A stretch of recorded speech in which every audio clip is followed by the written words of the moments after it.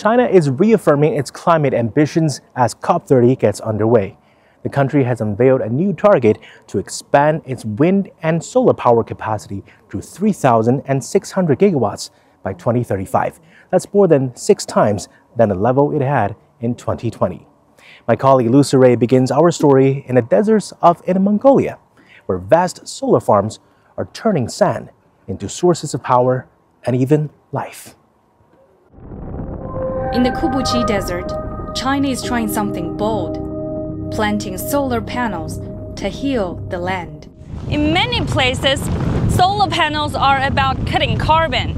But here in Inner Mongolia, it's also about cutting wind, keeping the soil, and giving the land a second chance to breathe again. Inside the solar fields, life is quietly returning. In the middle of the desert and under this solar panel, you can feel it, this quiet and stubborn kind of hope. This is part of a 400-kilometer-long, 5-kilometer-wide ecological barrier built to shield the Yellow River from the encroaching Khobor Desert. 达拉特期今年上半年，截止目前已经发送绿电。Bangla generated 3.36 billion kilowatt hours of electricity.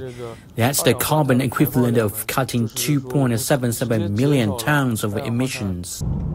China's fight against desertification spans decades. On the road to the Muaz Desert, traces of early efforts remain. Checkerboard windbreaks and green patches sprouted from earlier area seeding. These efforts have earned China one of the UN's highest environmental honors in 2017. The checkerboard method has since spread to African countries battling severe desertification. Researchers are placing a new biodegradable hydrogel into the soil. It's designed to retain moisture, allowing plants to survive on rainfall alone. Our innovation handles greening and sand control in one go, way more efficient than old-school methods. We believe it can accelerate restoration and become part of the global solution.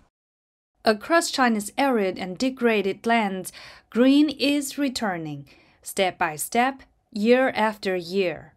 In 2024 alone, the country reclaimed around 2.8 million hectares of desertified land. But China's ecological story doesn't end on land. The journey continues as scientists explore a different frontier, the deep blue. Ahoy there! I'm here with a team of Chinese scientists in the waters near Huangyandao, about 480 nautical miles away from the Chinese mainland. We're going to have a closer look at the marine ecosystem here in the South China Sea.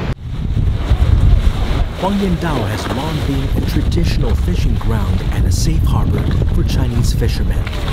Today, it is also recognized as a cradle of marine biodiversity. To understand this blue sanctuary, scientists dove beneath the waves, embracing the ocean firsthand.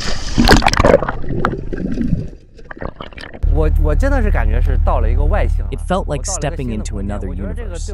To me, it was as extraordinary as space travel. And beneath the surface, they were not alone. We observed a wide range of giant clams, including rare ones. With little human interference here, their growth conditions are exceptionally healthy. Protecting this delicate ecosystem has become a national priority. Recently, China's State Council approved a new national nature reserve at Huangyandao. These surveys give us a clearer picture of the ecological environment around the reefs and islands. That foundation is critical for future protection efforts.